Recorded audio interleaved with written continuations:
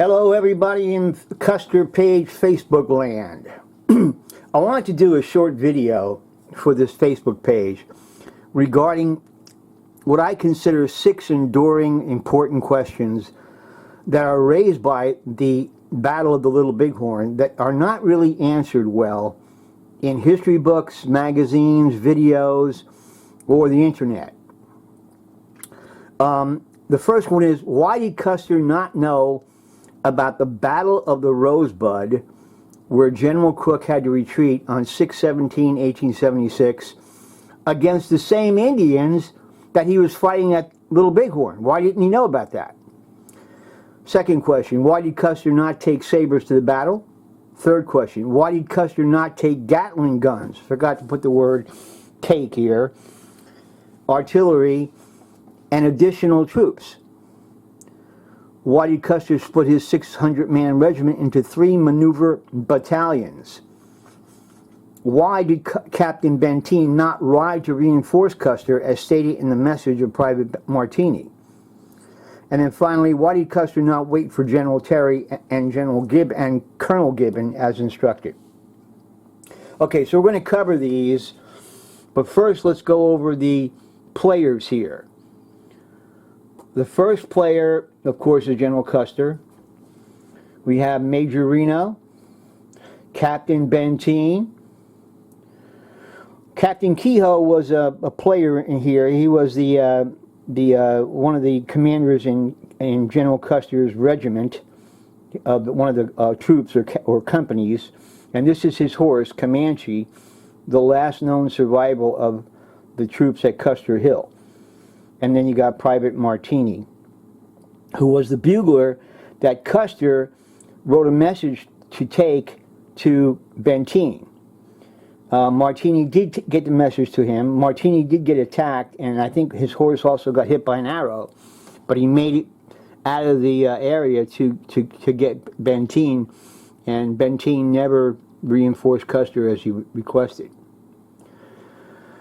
Then we have the other players. We have General Crook, who was the commander at the Battle of the Rosebud 8 days before Custer fought these Indians. You have General Terry, who was Custer's immediate boss. General Terry was the commander of that operation. I didn't put Colonel Gibbon on this, but Colonel Gibbon was another commander under Terry. Sheridan was the operational commander of this entire operation. General Sheridan from the Civil War was a great general, and he and Custer were very close. Sherman was the overall Army commander. In the backdrop behind these guys is President Grant. Now, President Grant and Custer did not get along.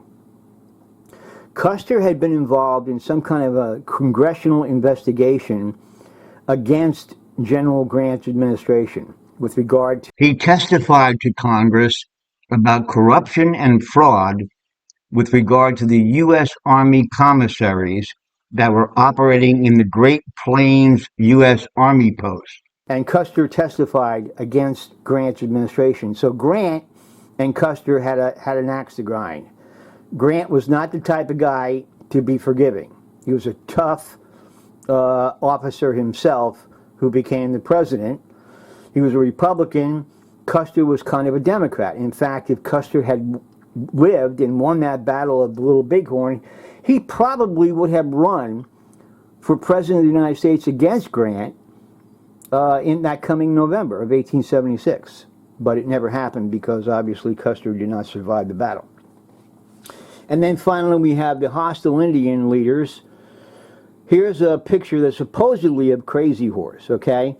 Now, a lot of people say there was never a picture taken of Crazy Horse, and this picture is wrong, but a lot of historians say that this is Crazy Horse. Sitting Bull was an older chief. He was a medicine man at this time, and he was responsible for kind of being a cheerleader of the religious fervor that encouraged Crazy Horse and Gall to attack the soldiers. Red Cloud was also a war chief at this time, but he was not this battle. And I believe Roman Nose was also a war chief, but I think Roman Nose had actually been killed before this, but he was one of the war leaders at this time. Okay, so that's the backdrop of this whole discussion. So the first question, why did Custer not know about the Battle of the Rosebud, where General Crook had to retreat, excuse me, on 6/17/1876? This is 8 days before the Battle of the Little Bighorn. Why did General Crook not inform General Terry and Custer about this battle and the results of it? We don't know. It's never been answered by history, and I've never even seen a history book that raised the question. General Crook died around 1898 or so, maybe earlier, maybe 92. So he was out of the picture after that, and no one asked him, why didn't you send riders north to warn Custer and General Terry? Why didn't he do that? We don't know. Maybe he felt it was unnecessary. There could be a lot of reasons. Maybe he wanted to spare any men. General Crook had attacked these same Indians at the Rosebud on 6/17/1876 with a force of 1,100 infantry. He had to retreat. Okay? Not only did he retreat just as fast as he could, because they were an enormous force, in addition to that, the Indians got ammunition, they got guns, they got horses, they got uniforms, they got supply wagons, they got a lot of stuff that General Crook could have warned Custer and Terry about, but he did not. Again, history books are really silent on this. Nobody asked Crook why he didn't do that. Okay, now, another question always comes up. Custer was negligent because he didn't take sabers. Well, sabers were really a decorative item at this point. They were for ceremonies. Nobody charged with sabers anymore against Indians because Indians didn't have sabers themselves, and it really wasn't effective against Indians. Indians, hostile Indians, were the original gangbangers, okay? They were original gangbangers. They would hit and run. They never had a large enough force to face cavalry. When they saw cavalry coming, they really took off. They dispersed into the hills just like Kaiser Solzhenitsyn. They disappeared. So that was the normal routine. The Custer would come, the cavalry would come, the cavalry would come, sometimes with Custer, and they would disappear. Okay? That was the standard backdrop that we were facing. Why did Custer not take Gatling guns? Okay. A lot of people say, boy, if he had Gatling guns, he would have won. No, possibly not. First of all, Gatling guns are not an attack weapon. They're a defensive weapon, and same with artillery. Now, additional troops, Custer felt that he had enough troops to handle this situation. There was no point in adding more. It would just be more on the trail, more dust, more noise. He wanted to surprise these Indians. So, the Gatling gun would also jam up. They had a lot of jams. They'd fire a few shots and they would jam up, and you'd have to cool them, clean them, and try to fire them again.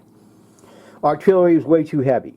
You got to remember, what is the cavalry today? The cavalry today is a quick, light, maneuverable force. They are tanks, and they are helicopters. They are fast, lightning forces, shock troops. Cavalry is shock troops. They're not meant to be a heavy force. The heavy force was what Crook had on the 17th, and that didn't work. So Custer, in my opinion, was right in not taking these. Okay? Again, Custer, in his mind, when they see the cavalry, what do? They run. That's what's in his mind. He's seen it over and over again. Now, another question, an enduring question. Why did Custer split his 600-man regiment into 3 maneuver battalions? You get this a lot. They say, oh, he split them up. That was a big mistake. Well, he lost 215 men of the 600-man regiment, right? 215 men he lost, including himself. If he had kept them together, what if he lost 415? You ever think of that? It could have happened. because he was facing a force of anywhere from 1,500 to 2,500 hostile Sioux Indians. They had just beaten Crook. They had his weapons and his guns and his ammunition. Custer, of course, didn't know that, but it shows the reason why Custer may not have even beaten them with keeping his men on one hill. He split them up, and in effect actually saved 2/3 of his command. Of his 600-man command, 215 were killed. Now, we're going to skip this question for a second and go to number 6. Why did Custer not wait for General Terry as instructed? Okay, this is a big question that is answered in most history books, but people don't really get it because of this problem of the running. When the Indians saw Custer, they would run. That's what he expected. He expected they would run. Now, here's another complication. Custer arrives at this battle at noon on Sunday. Okay? He's been marching a forced march for 3 days. His troops, the horses, they're all tired. They're very tired. The Indians haven't fought since 617. They're well rested. They're well supplied. They're having a party up there in the hills. Custer arrives. He's thinking, if they see me, and if General Terry comes with his 1,500-man infantry force behind me, and Colonel Gibbon comes from the north and General Terry comes from the east, what are these Indians going to do? They're going to disperse. They're going to run. That's what Custer has seen time and time again. He's seen it over and over again. They disperse, they disappear like Kaiser Soze. Poof, into the hills, gone. But now they're not. Why are they not dispersing? One, they just beat General Crook, so they're pumped up. They got Sitting Bull up there in the hills doing smoke dances and telling them, hey, you can't lose. Go for it, guys. Religious fervor. So you got confidence, you got religious fervor, a big force of Indians, well rested. Custer walks into what? A perfect storm, ladies and gentlemen. Custer is walking into a perfect storm. He does not know it. So, he figured if he waited for General Terry, as he was instructed or asked to do, they would see Terry and they would leave. And he's probably right, because Terry's force, Gibbon's force, and Custer's force were well equal to the amount of Indians that were there. And they don't like those odds. Okay? They're not going to stick around. They're going to disperse. And that would defeat the whole operation. The whole operation was to get rid of these hostiles. That was what General Sheridan told Custer. Get rid of these hostiles. They're stopping progress of America. They are blocking the way of the railroads. They're blocking settlers and pioneers from going west. They're stopping the progress of America. We have to deal with these hostiles now. Okay, it's 1876. Just to give you an example, what was happening in the East Coast? Alexander Graham Bell just invented the telephone. Yeah, just invented the telephone. And what happened? What was happening in St. Louis? Well, there was a new guy in town who was having a beer fest, and his name was Anheuser-Busch. Budweiser was invented in 1876 too. So the country was growing, was moving. These hostiles were blocking it. So that's the backdrop. Now finally the question, number 5. Why did Captain Benteen not ride to reinforce Custer as stated in the message? Custer gives Private Martini the bugler a message to ride to Benteen. Tell Benteen to come quick and bring the packs, bring extra supplies. It was what he meant. Benteen claimed he did not understand the message. That's why he didn't respond. And that's all history says. Now, I'm not going to say Captain Benteen did anything wrong. It is well known that he and Custer had a great deal of disagreement over tactics, strategy, and a lot of military-type disputes. They did not see eye to eye on a lot of basic military tactics and questions. So there was a problem between Custer and Benteen. But Custer trusted Benteen, as you can see. He trusted him, but it was not reciprocal. It was not mutual. Okay? So that's it, folks. And I hope I've answered these 6 big questions. And this video is some help to you who are trying to understand this Battle of the Little Bighorn of June the 25th, 1876. Thank you.